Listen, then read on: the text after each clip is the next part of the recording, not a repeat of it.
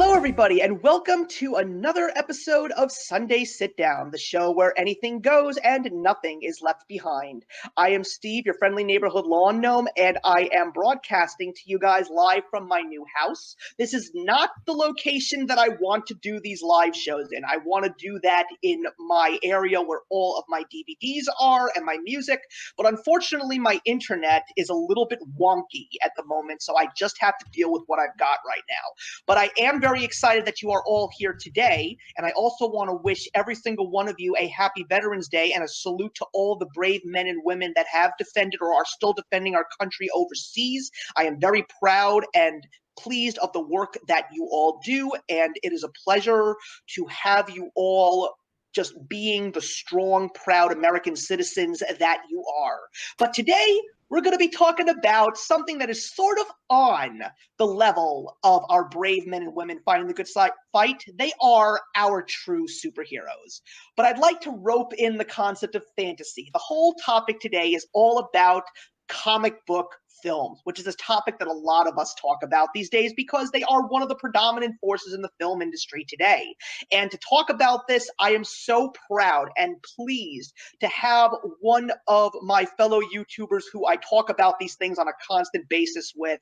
He is also someone who joined me on my last episode of Versus when we discussed Big Hero 6 and The Incredibles, two other superhero-themed topics. So, of course, I've got to bring Zach Pope back. So, Zach, good morning. I appreciate the fact that you got up early today, and it is so great to have you on the show today.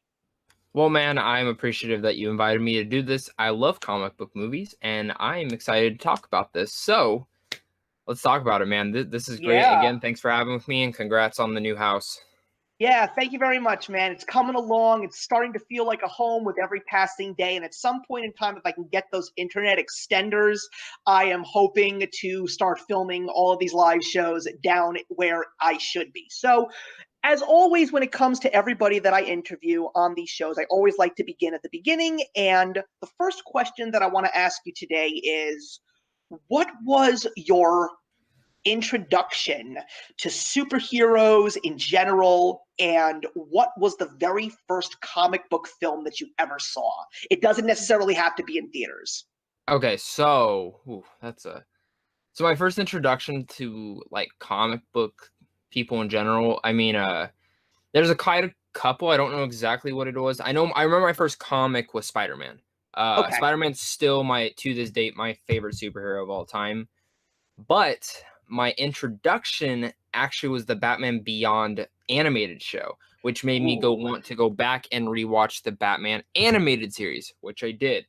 And then it went into Teen Titans, and then it went into... So I started going down a DC route, which I actually was more of a DC fan growing up. I was less Marvel. And then as I got older, I got more into Marvel, like Deadpool, Wolverine, Iron Man, Captain America, Right. and that's where it kind of went. But DC, like, I'm so critical of the DCU because I'm a huge DC fan. Yeah, we'll talk about that. Yeah, so and then the first comic book movie I saw, I think it was actually the first Spider-Man film. Okay. At a drive-in theater, and I remember this specifically. So we watched it, and my parents took me to see it at a drive-in theater. But me being dumb, I kept turning around in the truck and looking at the other screen halfway across because it was the horse movie Spirit playing, and I wanted to watch that instead because Spider-Man was too scary for me at the time. But I that was my first introduction to it. And then I surprisingly didn't see any of the like original Batman films for a while. I didn't see them until I was probably like 15. So yeah, it was quite a bit. Well, it's definitely an interesting story. I mean, I love the fact that there are still so many people out there that had the opportunity to see a film in a drive-in theater. That is one of the We still have one, actually. There's still one out here in Arizona, and I've gone to it.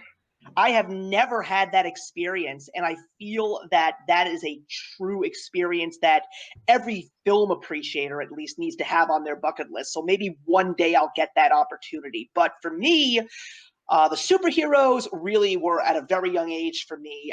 I think as far back as I can remember, I might have been as young as 2 And the shows that I was exposed to were the classic Hanna-Barbera Super Friends show, and I can even include the Scooby-Doo show that actually had Batman and Robin showing up there, because that was basically the first superhero alongside Superman and Spider-Man that I specifically remember starting with. And I also had major exposure to comic books thanks to the legendary Adam West 1960s Batman That's show, awesome. which is amazing. And that is the very first comic book film that I ever saw. I saw the 1966 Batman movie starring Adam West and Burt Ward, and it's one of those, it's so bad, it's wonderful films. I still love it. I can watch it no matter what.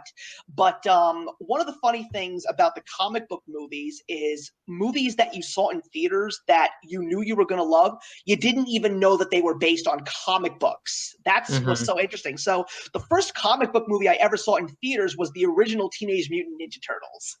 Oh yeah, I mean, when you talk about comic book heroes, no one mentions them, and that's Yeah. what's funny.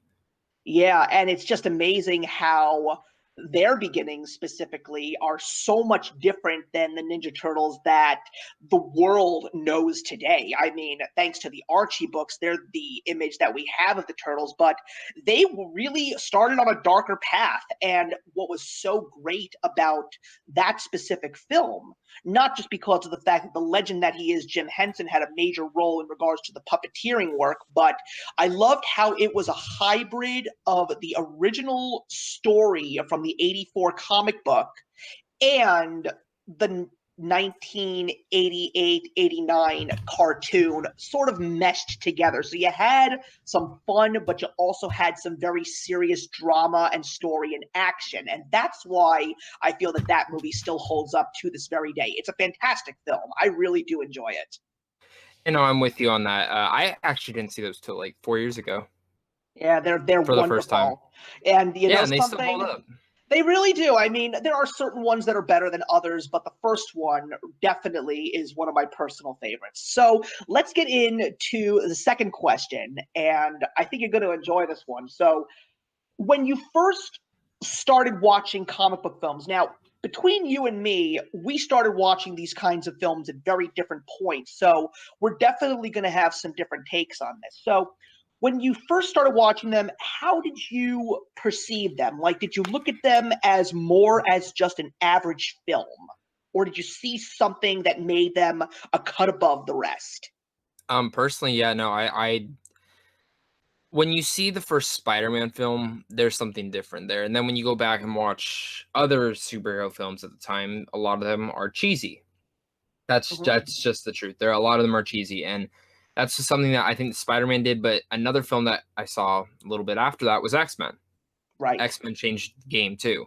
Yeah, pretty much. X-Men is actually the franchise of X-Men is the only superhero series my dad actually cares about because he thinks most of them are all the same. And he's not wrong. He's not wrong. A lot of them are the same, but which is one of the reasons why I'm probably one of the only ones that liked Venom this year because I found Venom to be different. It wasn't attached to a universe, and I found at the time that all these films they felt different, and there was a difference that once these two films had come out, and then we started getting a little bit more. A lot of people, well, I mean, I think now they do, but Hellboy is based off a comic book. At the time, I didn't know that. And after I saw the movie, I went back and read them. I love Hellboy, even though it's not at all close to the comic book. That's fine, but there just came this little boom, and now it's like every year we have like 10 or 12 superhero films, and majority of them are good. And that's so crazy to think that like some of the best films of the year are the best films of the year actually because they're comic book. 10 years ago, no one would have thought of that. Yeah, When Iron Man was absolutely. coming out, come on. A lot of people wrote that film off. Iron Man, the B-rated hero, Downey Jr. playing him, Favreau, the guy who directed Zathura, is gonna do Iron Man.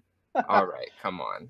Yeah, we'll get into that a little bit later because that's actually one of the other questions that I had somewhere down the road. Because, like, yeah, you're talking about a lot of the movies that basically were being created at the time when comic book movies were starting to be looked at outside of being possibly B-rated films. But when I was growing up, that was when we had films like Howard the Duck. That's when we had a horrible Spawn film, which was absolutely awful.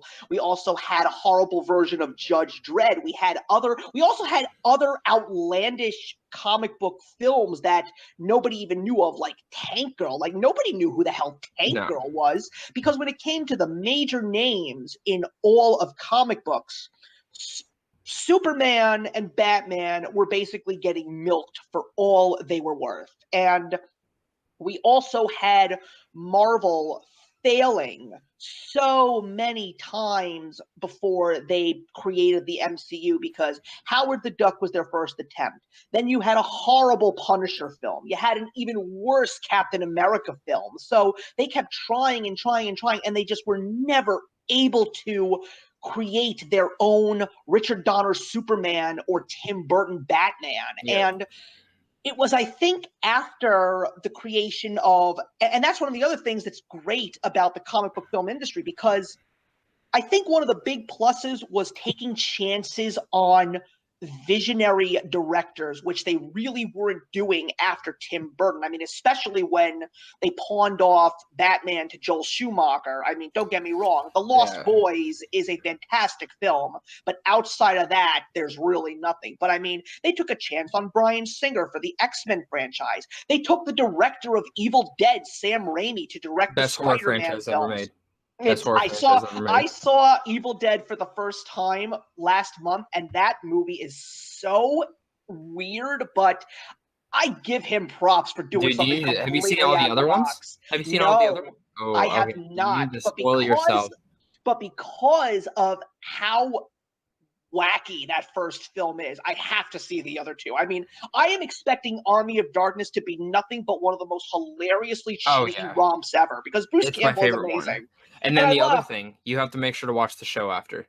The show ties into its 3 seasons of just Ash, and it's amazing. It's the best horror franchise ever made. But as I was saying, and then we also had some other far-fetched names in the comic book industry that we really didn't know, but then we took a look at some of the directors. Like, I think that comic book films were starting to look different when we had Zack Snyder direct 300 and Robert Rodriguez, Frank Miller, and Quentin Tarantino directing, which I think is one of the greatest comic book films of all time, and that's Sin City.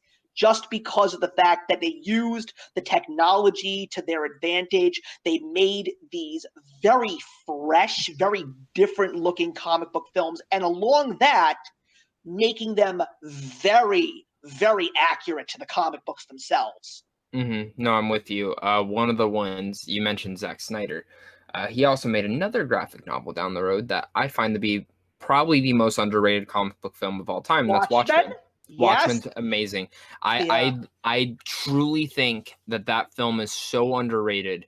It's a long movie, but I think people went into it thinking, oh, it's going to be a fun comic book movie. And it's a drama. It definitely is a drama. And that's actually one of the reasons why I love Batman versus Superman. The original cut does have issues, but the Ultimate Edition, I felt like, fixed all those issues. And it's a film that, on its surface, if you hear the title, you're like, oh, it's gonna be Batman versus Superman, they're gonna fight. Well, yeah, but when you watch the film, I take it as more of a drama than anything. It's definitely more of a dramatic film, and I like that. It's a risk. It's a risk to do that for sure, but I think Zack Snyder's been doing these risks, and that's why I was very disappointed to see Justice League butchered so much, because I enjoyed Justice League. But there are tons of issues to it, and my biggest issues is it feels butchered. It feels like a Suicide Squad, just not as butchered. Yeah, we will definitely go. I do actually have a question specifically addressing Zack Snyder, because I have so much to say about him and his visions. And another interesting thing was when Marvel actually started to get back into the game. Did you ever see the original Blade? Yes, I've seen the original Blade, yeah. It's a great film. And that's also, you mentioned Hellboy. thanks to Blade 2, we got Guillermo del Toro into the mainstream, directing the second Blade film, which I think is the best film in the entire series.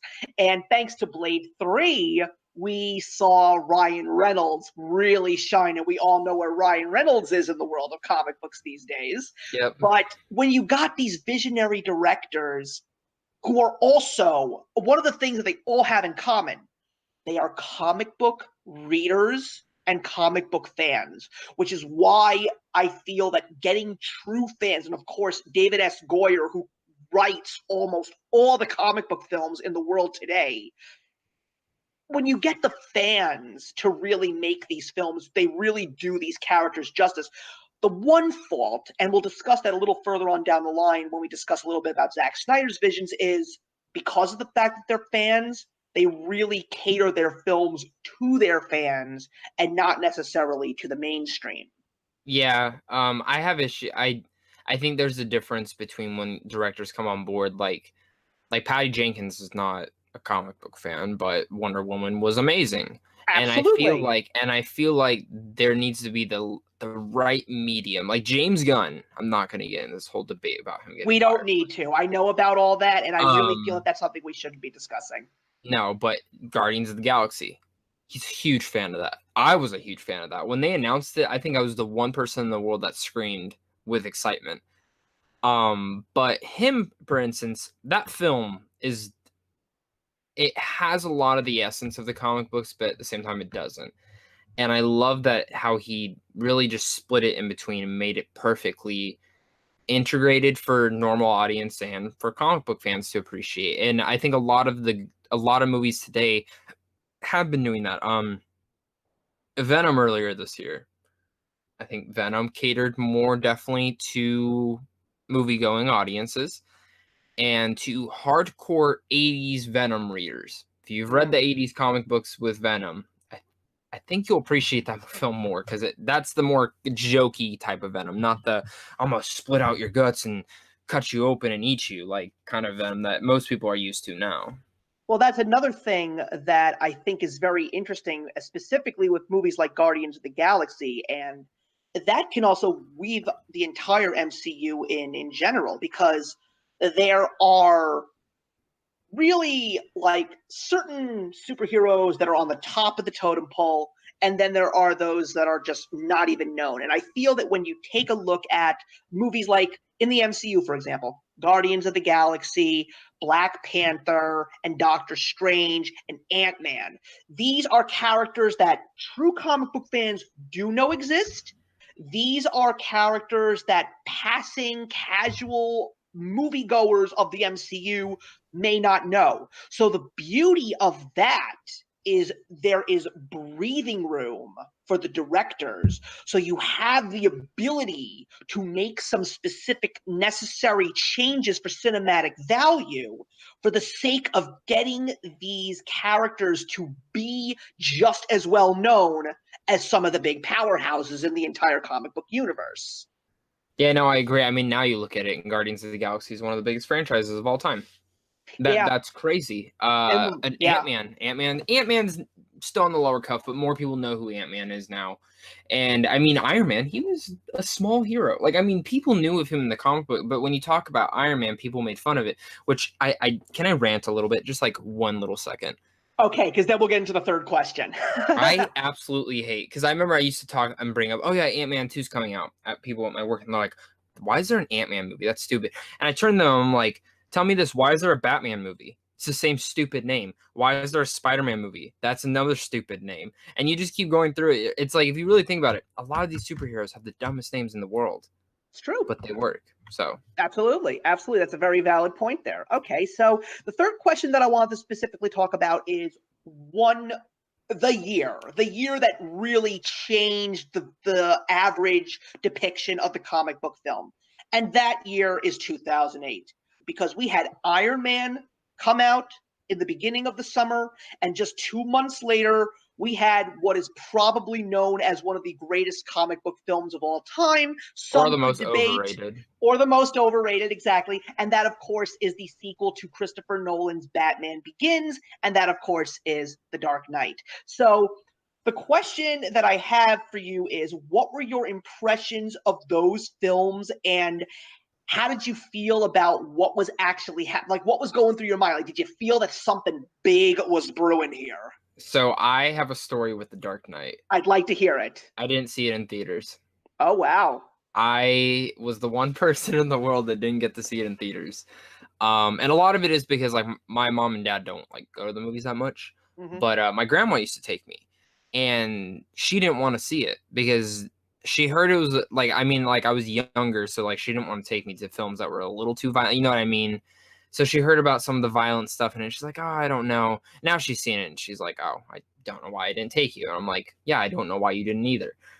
I have seen it, like I haven't seen it when it's re-released, but that first year I didn't see it. I didn't see it till it came out on DVD. Now, I watched it for the first time, like probably a couple months after, whenever it came out on DVD. It was like bought it first day. I thought it was very overrated. I thought it's good, but I don't get the big deal about this. Like, because for me, The Dark Knight is more of a Joker film than a Batman movie. If you take the Joker out of there and you change a different villain in there, I don't think the film would work as well. Now, That's a very valid. That's and I interesting. think the story very much is about the Joker. Besides that, though, I've rewatched this film. I've seen it like 4 times this year. I love it. Even though I will say it's not my favorite Batman film. Batman Begins is still my favorite Batman film of all time. That's a great Batman film. I like it. But I do love The Dark Knight, and a lot of it is to the Joker's point. I actually have a huge canvas painting that my friend got me from Italy. Some street artist was painting, and he painted Heath Ledger's Joker, and she got it for me, and I have it on the wall, and I love it.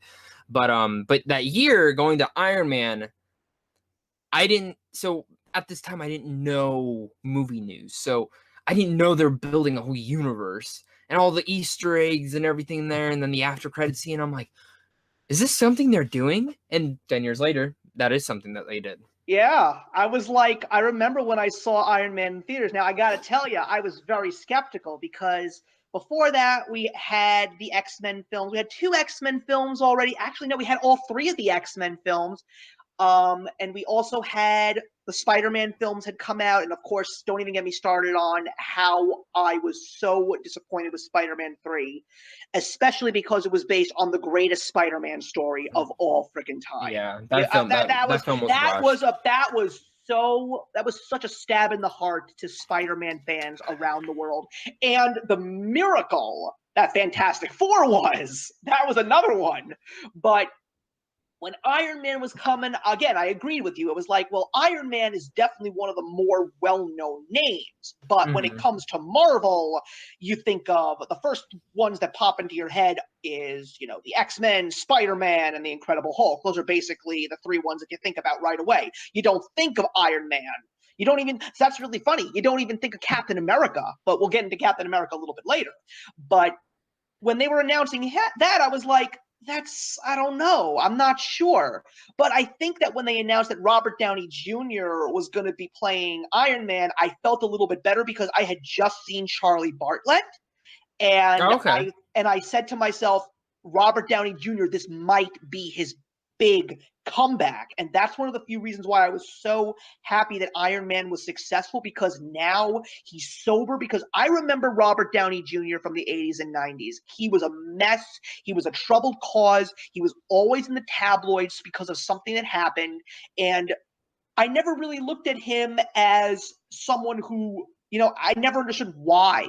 It was one of the few things I never really understood about Hollywood and celebrities in general. Like, how can you go down this path when you already have everything and then you lose everything? But thanks to Iron Man, he's gained respect, and he's even gotten Academy Award nominations for his performances in films. Tropic Thunder. For Tropic Thunder, for a couple of interesting things like he never would have imagined. And when with that post-credit scene, and that was when I didn't even know that you had to sit down for the post-credit scene. None of us did. Well, when the BMF himself shows up, because like whenever Samuel L. Jackson is in the room, everybody shuts up and listens. And when he says, yes, I want to talk to you about the Avengers Initiative, my eyes like went as wide as a character in anime. I was like, what? Like, what? Like, I can't believe it.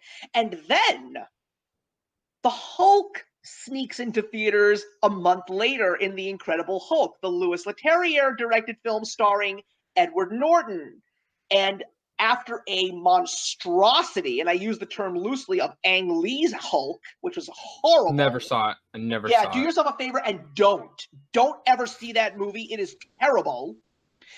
But I loved that this specific movie, The Incredible Hulk, I think it's one of the more underappreciated films. I love the story. I think the acting is absolutely fantastic. I think that getting a guy like Edward Norton to play Bruce Banner is exactly what we needed, because Eric Bana played Bruce Banner in 2003's version, and I'm like, he's not this big buffed guy. He's a lanky, intelligent rocket scientist brain.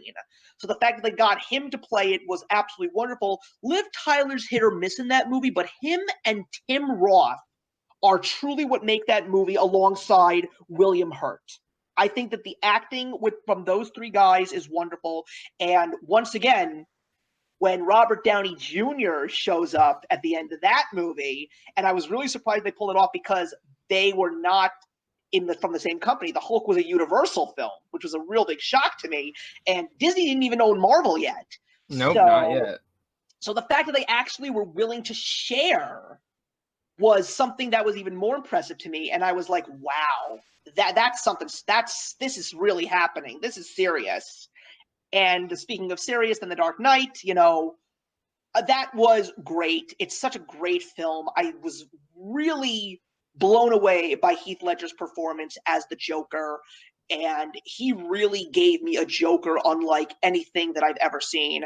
But when you get a movie like The Hulk getting snuck in there, and even Warner Brothers making these direct-to-DVD, PG-13 animated films from Bruce Timm and all of his co-writers, because they were making Justice League New Frontier, Batman Gotham Knight, and the Wonder Woman self-titled origin story film, which was something that I think everybody was waiting for. I was like, something special is happening on all the spectrums. DC, Marvel, what have you. Something big is going on here, and comic book films are turning into something that is no longer the dreck, Yeah, no, I'm totally with you on that. And yeah, it really changed everything. See, again, I didn't see Hulk in theaters. I saw it when it came out on DVD, and that goes for a majority of the first phase. Thor, Captain America, I didn't see in theaters. I saw at home, and then something special came out after all those, and I saw that in theaters 12 times. Okay, I'm dying to hear what that is. Avengers, man. Avengers. Oh, yeah, there you go. Wow. 12 times in 2012. Yeah. Wow. That's really impressive. Yeah. I have never seen a movie that many times in theaters. Okay, real fast. I've seen a film. I saw it every single weekend that it was in theaters. Every single weekend. And I saw it every single weekend. And then opening weekend, I saw it 6 times. Wow. Do you want to guess what film it is? It is a comic book movie. And it's come out recently. Not this year, but 2 years ago it came out. 2 years ago. Okay. Yeah. Well, I know for us. Okay, it couldn't possibly be Spider-Man: Homecoming, is it? No. Darn, because I would have been surprised if that was. I mean, I did see that a lot. I think I saw actually because I love Spider-Man: Homecoming. I think it's a great film. No. Okay, I'll just tell you. It's Deadpool. The original Deadpool. Oh, I'm not surprised by. I saw it opening night, and I literally went the next morning to go see it again. And I kept seeing it, and I kept seeing it. Every weekend I would find someone who didn't see the film, and I would take them to see it. I love Deadpool. That is actually my top 10 of all time. I think that film is perfect. As a rom-com, it's just great. And that's why Deadpool 2 disappointed me. Yeah, I liked it. Don't get me wrong. Don't get me wrong. It's still I liked it. It's fun. It's a fun movie. It really not is. As good as the first one. Well, you know something? I wish I could be on the same accolades as you in terms of the movie that I've seen the most in theaters, because unfortunately the movie that I've seen the most in theaters was only 4 times, and it was Star Wars Episode 1: The Phantom Menace. Really? See, a lot of people are like that. So I just had too much fun with that movie. I had too much fun with that movie. You know, that's just the way it is. I don't But mind. anyway, guys, we're approaching the half-hour mark. I wouldn't be surprised if we ran a little bit over the hour because this is just a topic that, as fanboys in the room here, you know, these are things that we got to discuss. But just as always, as a reminder, everybody, and I'm loving seeing everybody in the comments. I'm so glad to see you're all having a fantastic time.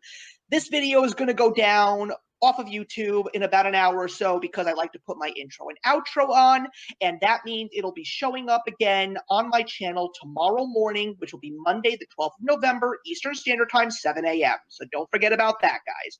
So let's continue on with the next question, and that is going to really focus on the MCU. It pretty much is now the big talk when it comes to comic book movies, even some of the best movies of the year. How do you feel about the comic books, films becoming mainstream? And do you feel that Disney acquiring Marvel is a good thing or a bad thing? And if you want, later on, we can talk a little bit more about Warner Brothers and DC. Okay, so I'm in the love camp where if whatever Disney buys, I don't care. Personally, I don't care. Like, it just adds more, and I was really happy when they did it. I think they've done an excellent job. I mean, reality is Disney owns these things and they have say, but it's really the creative minds there, like Kevin Feige and his group, that are in charge of the MCU. Mm-hmm. They wouldn't, like, no matter where this would have ended up, Universal, wherever, it would still be the same. It would still be the same MC. Maybe some things would have changed, don't get me wrong, but it still would, we still would have the same movies. That's the truth. That's the end of the day. But I can get some people hating that. I know they're acquiring Fox, and that means the X-Men, Deadpool, all that will be going into the MCU eventually. Well, I think, yeah. Well, I'm sorry. Continue your thought. Well, I want people to understand that Disney is about money. Yeah. And people are freaking out. Well, Deadpool's never going to be rated R. Disney has made rated R movies. It's just not under their banner. Yeah, people don't realize that Disney owns Miramax, and Miramax is all the Tarantino films. Yes, and they own Touchstone too. So that's my thing, is that Disney owns these movies. Yeah, like, they can easily, how hard is it to put Alien or Predator through those? And same thing with Deadpool. And it can still tie into the MCU in a sense, just maybe not in huge ways. I don't even think Deadpool should tie into the MCU. Maybe a joke here and there.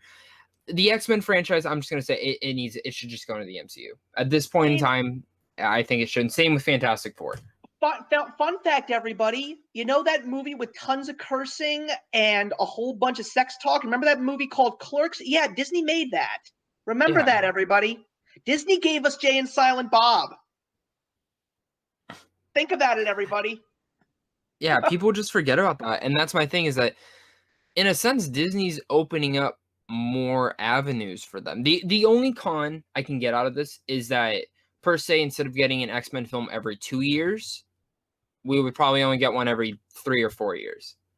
We'd probably still see them in the MCU in general, but you know what I mean? And personally, this Disney streaming service, why not just make an X-Men show? Sorry, I think they work more as a show. Same with Fantastic Four. I'll tell you the God's honest truth, man. I'm very nervous about the streaming because of all of these companies going into their own streaming services. I think cable's going to make a comeback because nobody's going to want to pay all this money for all these different streaming services. I think they're eventually going to bundle together. I think, like, Disney will go to Netflix and be like, hey, let's do a deal. $15 a month, they get both of us. Well, you see, that's one of the things that I have been saying for years. I never understood why companies couldn't share. I mean, I think that the X-Men should have been part of the MCU since day one.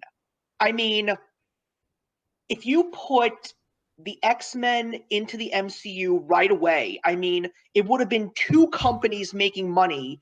The only difference is you would have had to share, but you would have been sharing so much more money. But people don't like to share. Yeah, that's a problem. And I really feel so bad over the fact that it took this long for Fox to get acquired, at least these specific comic properties, just because of the fact that Hugh Jackman was Wolverine. He is Wolverine. And I would have loved to have seen him alongside Chris Evans as Captain America or Robert Downey Jr. as Iron Man. Fun I mean, fact, it would have now been, he was yeah. supposed to appear in Sam Raimi's second Spider-Man. Oh, yeah, I do know about that, actually. Mm-hmm. But I feel that with Disney acquiring the MCU, I feel that we are going to get some truly great stories. I mean, personally, I have been saying this for many, many years. The way to truly give us the greatest finale to the MCU is do the Onslaught saga. Mm-hmm. Because Onslaught was probably the greatest Marvel crossover in all of comic books. And the best part about it was it rebooted itself. So if you want to continue those movies, you do have a great closing to the original MCU, but you do have the ability to reboot it and start fresh if you want to. But just seeing all of these superheroes together going up against a threat that you wish never was a threat, but it ended Mm-hmm. up being a threat. I don't want to give this away, everybody, but it is definitely one of the most mind-blowing stories in all of Marvel Comics history.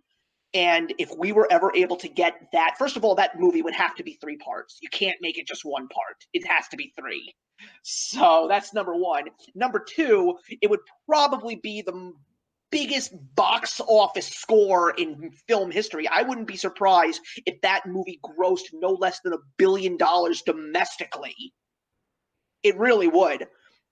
My one issue with the MCU, I think its biggest advantage, first of all, is the fact that they have their own studio and they Mm-hmm. have their own studio head. So they stay within the company guidelines, but they have a lot of room to breathe, which is something that DC and Warner Brothers unfortunately does not have, and I don't understand why they don't have it, but we'll get into that a little bit later. My only issue with the MCU films is I feel specifically before this year they were too tame. And I feel that there are some truly dark paths that they can go on. And that's one of the few reasons why I was glad that Fox was still making those X-Men movies, because they went down those dark paths. Logan is one of the greatest comic book films I have ever seen. Just Yeah. because they went there. They went that dark. So personally, I feel like the MCU I think the film that changed it was Winter Soldier. I think that's when they started changing it a bit. Oh, And I think that was great. after Winter Soldier, that's when they started venturing into different genres. Then you got Guardians, then you got Ant-Man, then you got Avengers Age of Ultron, which kind of tinkered with that darker side, but wasn't as dark. And then now we have Infinity War, Black Panther, what else? Doctor Strange.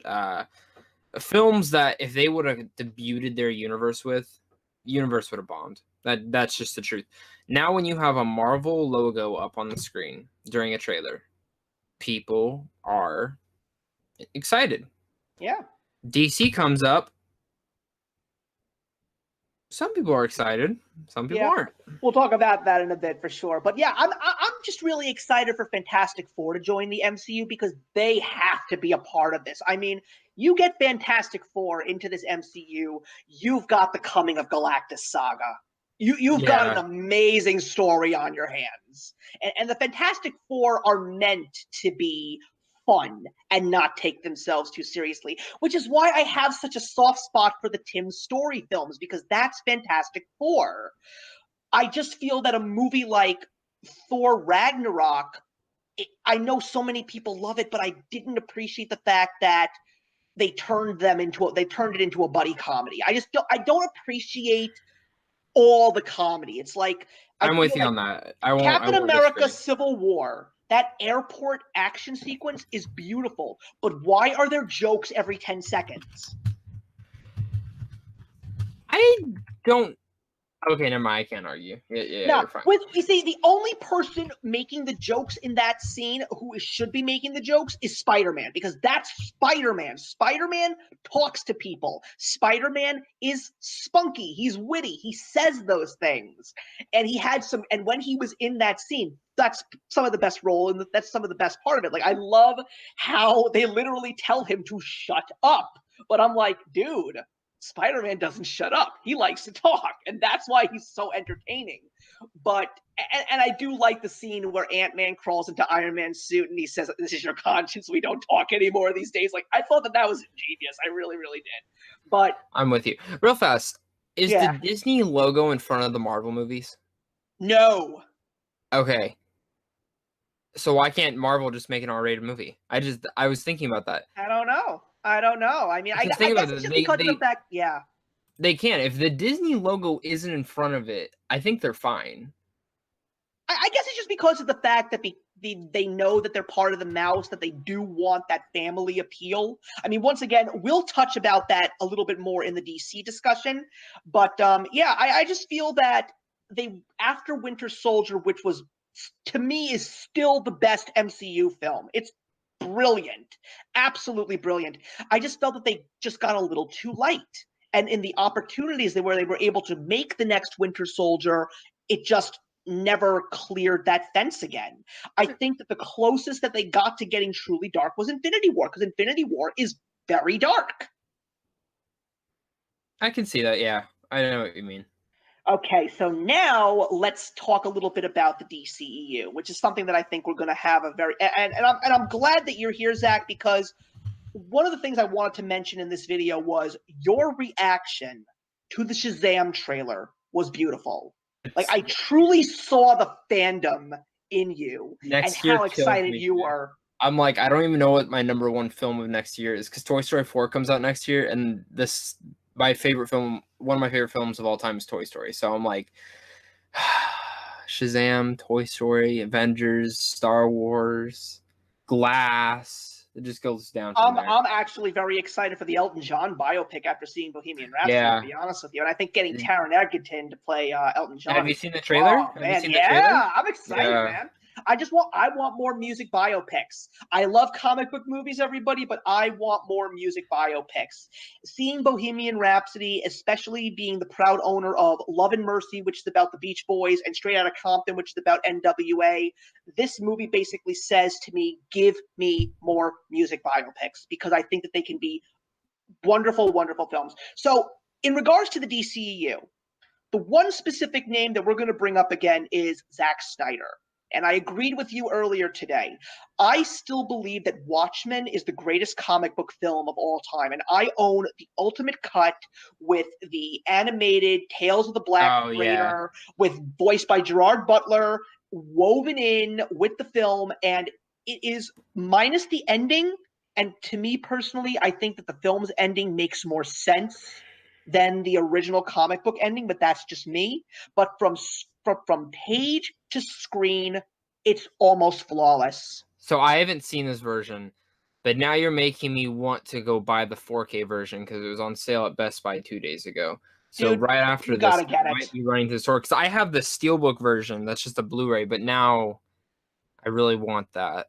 So well, I have it on DVD. I only have it on DVD, and this ultimate cut is just, if you want the true adaptation, you have to have the Tales of the Black Freighter woven in, because then it will really feel like you are actually watching the comic book truly come to life.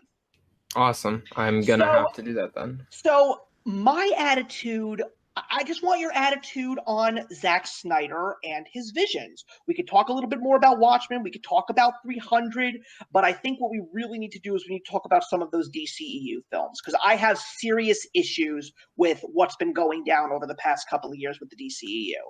I think his vision was not the issue. I think it's the people behind it. I think it's totally the people behind the scenes, and I think we'll shit on Zack Snyder. If you don't think he's a good director, you are totally fine. That is your opinion. That's the best thing about film, is that everyone is entitled to their own opinion. Exactly. But the thing with Zack Snyder is, I think Man of Steel is unjustly, people gave it shit for. Sorry, I love that. It's a film that grows with you. I saw it and I was like, oh yeah, it was fine. Then I got the intrigue to watch it again a couple months later. Liked it. A couple months later, watched it again. Loved it. A couple months later, now I think this is one of the best films in the DCU, if not the best. I personally even think it's better than Wonder Woman.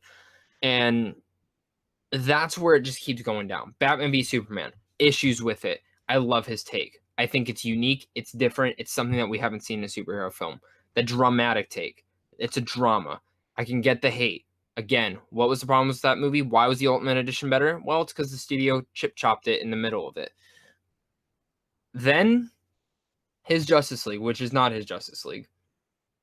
When you hear him getting interviewed now, you can totally tell that he hates that version of Justice League. That is not his version of Justice League. And the issue with the DCU is because there's no Kevin Feige in position. Now, I will give him full benefit of the doubt.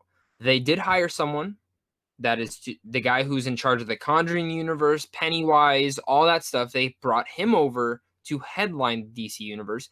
I actually think that's perfect. He has the successes in the Conjuring universe. That is a $1 billion franchise now. A horror franchise by no means. Let him do. We haven't seen anything. After Aquaman, that's what we can tell. Because his effects started on Shazam. So we'll see what happens.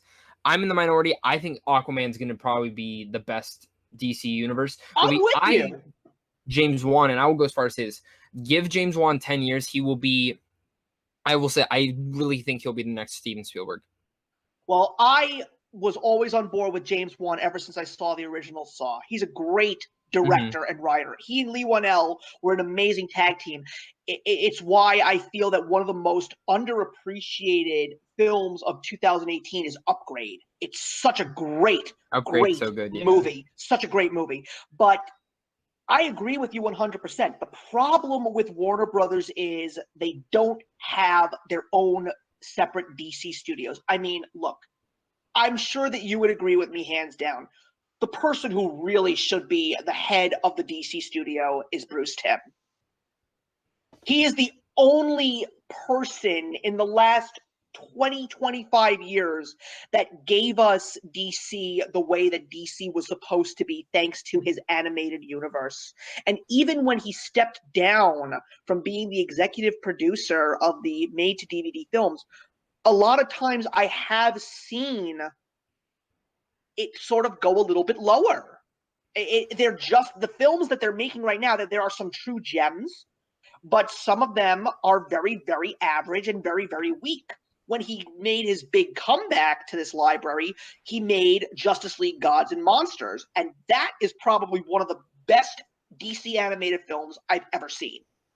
I personally have not seen it, but you've got to see it. I'm with you on that because it kind of goes to the Star Wars universe. I feel like Dave Filoni should be running it over there. I agree with you there. I think, and if not running it, need to have a more central focus in it. You know what I mean? Like I can get because I get it. Like they haven't worked on live action things, but they should be a part of the storytelling because that's a big issue with some of these films is the storytelling. There feels like there's no definitive. Like, how is it possible that we are getting a Birds of Prey movie? Yeah, I don't get it. A Batman or Man of Steel. Now, I'll give the benefit of the doubt. I love the director they have on board for Birds of Prey, and they said it's going to be rated R, and I love that. I think that's nice. It's risky and it's cool. But no Man of Steel 2, no Flash movie, no Batman movie. Come on. And they had Matt Reeves to direct, and he did wonders with the Planet of the Apes films. And he still is directing it. Yeah. It's just like, this should be your top priority. I'm sorry, but when you announced Batman or Ben Affleck as Batman, I was the only person that liked it at the time. Maybe you did. That makes two of us. Ever since I was a little skeptical, but then I saw Gone Girl and Argo, and I was like, holy crap. Have you seen The Town? Have you seen The Town? Yes, I have. So I still haven't seen Gone Baby Gone. I still need to see Gone Baby Gone. But so when he got announced to be Batman, I was like, perfect. Then when I hear, I'm on the Batfleck train. I'm like, why would they get him? Oh, probably to direct and write a Batman movie, which he was. Right. And did you see that the one of the guys who worked on almost every single Batman project? He's usually the creative artist. He does all the storyboards. Did you see what he said about Ben Affleck's script? Because he was storyboarding it. And he's like, I'm probably not allowed to say this, but whatever. He's like, I don't even work for the company anymore. He's like, that was the best script I've ever read for a comic book film. And he's like, and you have to put it this way. He's like, I've read almost every single Batman script, including The Dark Knight. Well, I'm personally going to tell you, when it comes to the Batman stuff, like when the Christopher Nolan trilogy was out, I still had some issues because one of the few things that they were never able to get right was to give us a great Batman and Bruce Wayne coupling. Mhm. Ben Affleck did it, because like I will say that Christian Bale was a great, great, great Bruce Wayne, but I never got behind the background. I never cared for the background. And I agree with you 100% with Man of Steel, because one of the few things is I saw Bryan Singer's Superman Returns. And one of the few things that I say is not once does Superman throw a punch. When you watch Man of Steel and you see that epic battle in the sky between Superman and General Zod, and you hear that powerful Hans Zimmer score, it just grabs me every single time. Those punches are like thunder. The score is literally lighting up the room with anticipation and excitement. I am just loving it. And the studio just doesn't know how to do it right. They should have left Batman v Superman rated R. They really should have, because it really was a great film. I don't when think you see that crucial 30 minutes. I don't think it needed to be rated R. I think it needed the 30 minutes, but I don't think it needed to be rated R. But I mean, come on. I mean, that was the best depiction of Batman. Batman, one of the few things that they never got right in the live action films is the fight sequences. That warehouse scene. It's the best Batman sequence. Like, that's my biggest complaint with the Dark Knight series. The action sequences are just fine. Like, they're good, but they're not great. That is a great sequence. It really is. And that's something that Justice League disappointed me, is that all that progression with Batman, the Batman we got in Justice League was just fine. Like, nothing special. And that film's just trash. And again, I have fun with it, though. I do have fun with it. I do too. Like, but it's just the DC universe just needs someone in charge to take care of it. I agree. That's all I can say. And exactly. I'm not in the camp that they should just reboot the whole universe. Personally, this is how I put it. If Aquaman fails, don't waste Shazam. Just do some reshoots and make Shazam its own thing, and then make Shazam your starter point. If you're really going to reboot it, and that's personally me, I think that's what you can do. Don't use Flashpoint. Don't waste Flashpoint to reboot something. Take your time with Flashpoint, but because I know Henry Cavill's leaving as Superman. I know Ben Affleck's gone. I really am upset about that. And I'm upset about it too. I get it though. If you're just gonna keep using him as a cameo, why should he sign back on? I wouldn't. Let him go do the Witcher series. That's awesome. Let him do Witcher on Netflix. That's amazing. So I don't blame him at all. So let me ask you this next question. Do you think that there is a Marvel DC rivalry right now? And if there is one, do you want it? And if you don't, do you think it's not necessary? I think it's only with the fans, personally. I agree. Because for me, it's like, if DC does good, Marvel's going to do good. If Marvel does good, DC's going to do good. The reason Aquaman's probably going to make more money than Justice League made earlier this year is because all the great Marvel movies we've had this year. People had a blast with Avengers Infinity War. People loved Ant-Man and the Wasp. People loved Black Panther. And people liked Venom. People liked Venom a lot. So now the next comic movie that's coming out, Aquaman, I want to see that because I like the last one. And then, of course, you've also got Spider-Man Into the Spider-Verse. Actually, no someone that's seen that. I can't say anything though. I'm just gonna stay quiet on that. But I know someone that's seen it, so I can't. I'm actually, unfortunately, going to be skipping that one in theaters because I have to really select my films now because of my mortgage now. So I really can't. But Aquaman, the next couple of films I'm seeing in theaters, I'm seeing Fantastic Beasts 2. I'm seeing Aquaman, and then probably going to end up seeing. Of course, I have to see Ralph Breaks the Internet. So I got to see those. Those are my top three. Yeah, Spider-Man. I'm excited for Spider-Man. I'm not. The animation looks beautiful. That's the one. It's definitely unique. It's different. It's very different. Yeah. You didn't see Venom, did you? I was not, honestly, I was not interested at all. So I'm just gonna spoil this. It's not like a spoiler for the movie, but the last end credit scene for that is actually a huge clip from that film. It's actually like a 5-minute scene from the movie, which I thought was dumb because it actually spoiled something I didn't want to see until I saw the movie. But animation's it's amazing. It's something special. So well, I'll it's leave it there. definitely going to be something that I'll see at some point in time. I mean, I have so many things to do when it comes to my ones that got aways, and there's so many of those that I still need to see. So hopefully that'll be on the docket for next year on my show. Yeah, but yeah, I'm very excited for all the DC films that are coming, except to me for the Joker film. I'm not interested in that at all. I mean, maybe it'll surprise me. Yeah, I'm not interested. Top 10 most anticipated film of the year for me next year. I I'm love not Walking interested. Phoenix. I think Walking Phoenix is one of the best. Too. I think actually, I'll say this. I think Walking Phoenix is the best actor working today. And I think Todd Phillips is a very underrated director. I think he's a good director. He's a good director. Say what you want about The Hangover. He's had some true gems in his lineup. Yeah, I feel that when it comes to directors, I mean, I'm still got a small sour note for the original Ant-Man because I would have loved to have seen Edgar Wright direct the Marvel film. Because I mean, look, dude, look what I'm wearing. Look at this.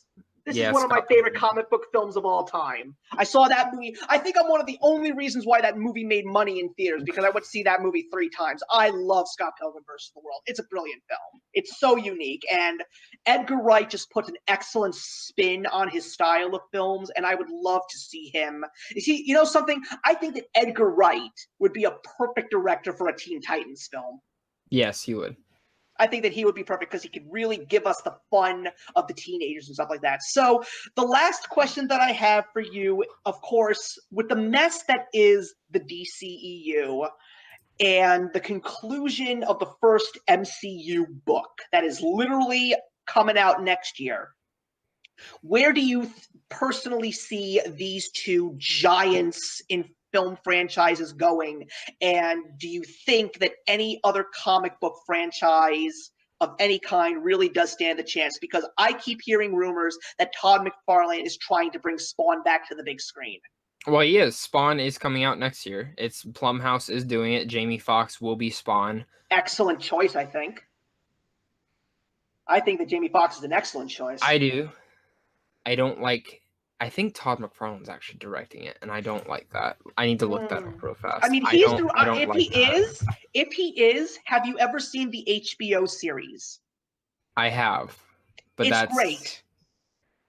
It is, and yes, he is directing it. I don't like that. I don't know. I'm a little iffy on him directing it, just because. Okay. Respectable. I would rather have someone else come in and do it, but they have Jeremy Renner as Twitch Williams also in it. Jamie Foxx will be playing Spawn, and they said they're going like full horror. That's great because there's a lot of horror elements in the comic books. I mean, Spawn is one of the greatest and most out there, and probably one of the more graphic in all the comic books. As other graphic novel or comic book people trying to compete with Marvel and DC, right? I don't see it. I mean, DC can barely keep up. That's just the truth. And I would love. I eventually think DC will find its stride. Don't get me wrong. I hope so. Because I put it this way: the first Marvel phase was weak. I mean, besides first Avengers and Iron Man, some of those films are weak. Maybe that's just me. The Incredible Hulk is underrated. But so is Man of Steel. Wonder Woman's critically acclaimed. So is Iron Man and Avengers. Yeah. Suicide Squad's kind of a mess. It's fun. It's fun. I mean, Margot Robbie and Will Smith pretty much saved that film. They were great. Which is why I said that the first phase of Marvel, why not as bad? I didn't think it was anything special until Avengers. I mean, personally, I think that the best film in that series of first waves is probably The Incredible Hulk, followed closely for me personally, Thor, because I think Kenneth Branagh is a great director. I love Kenneth Branagh. Kenneth Branagh is a great director. I do not like that first Thor film. I think it's fine. There's no rewatchability for it, for me personally, but again, it just goes to I don't see anyone else competing. Right. If we're talking about other cinematic universes, I do think there are other cinematic universes that could compete. But the thing is that most people Like when Hellboy comes out next year, Hellboy won't make a ton of money. That's just the No. truth. And it Personally, sucks. I'm not really interested. I Oh, really? really wish, I'm so yeah, pumped for because it. it's just because of the fact that the original Hellboy 2 left us on such an amazing cliffhanger, and I wanted Hellboy 3. And I get that. I want it to. I love the idea that Del Toro had. But at the same time, I'm glad that we're getting another iteration of it. That is going to be rated R. That's going to be more direct to the comic book. The director is fantastic. He's done Game of Thrones. He did The Descent. I'm all on board. I love the actor that's on board with it. I Yeah, love the Dave whole Harbour's good. cast. So I love what they're doing with Hellboy, and I actually saw the leaked trailer, which fucking looks amazing. It looks really, really good. Okay. So I'm more excited for that. But it'll make enough. I think the film will do good enough to like get a sequel or something, but it won't like make a bajillion dollars, you know? So Right. as you The said, fans will see it. yeah, the fans will see it, and people who are intrigued with the original Hellboy and all that will go see it. But it's gonna be hard. If any cinematic universe can do it, I will say I think Sony's cinematic universe, if they continue it, which with Venom making a ton of money, they're dumb if they don't, because the audience ate that film up. Even if you didn't, people ate it up. I think that universe could rival it. We'll Just see. saying. You never know. You never know. You But it never just know. depends on how they do Absolutely. it. I Just mean, depends on look, how they do it. one of the few things that I have to give the MCU credit for was finally giving us some heroes and finally giving us the films that we wanted to finally get. Like the fact that we got a great Captain America and a great Captain America franchise was wonderful because Captain America is now, once again, one of the more popular characters in all of Marvel, and he should be. I really do think that he should be because I love his character. I love the history behind the character. He was pretty much the one that gave Marvel its household name after Superman, Batman, and Wonder Woman were pretty much destroying it all with DC. And I know that there's a lot of nervousness about the next book in the Marvel chapters because everybody's saying, "Oh, it's going to be all politically correct. It's going to go all SJW." But you know something? I don't I don't want to feel that way. I want to have high hopes. I think that Kevin Feige will still give us something respectable, and maybe he'll bring in some new characters and some new heroes that we haven't seen in films before, which would be great.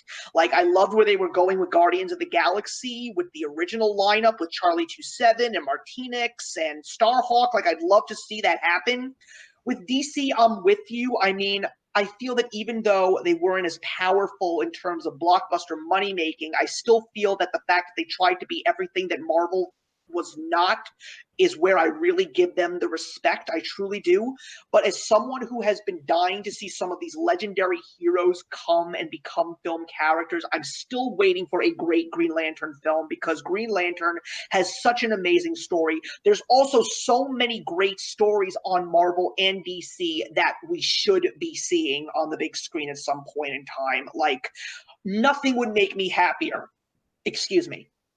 I wish that DC was successful because god damn it did I want Crisis on Infinite Earths. I would love to see that become a Oh film yeah. series. That would have just been, and one of the few things that they were actually saying in rumors was if the DCEU was successful, if they made a Crisis on Infinite Earths, they were planning on bringing the CW Arrowverse into one of the films, which would have made so much sense to do.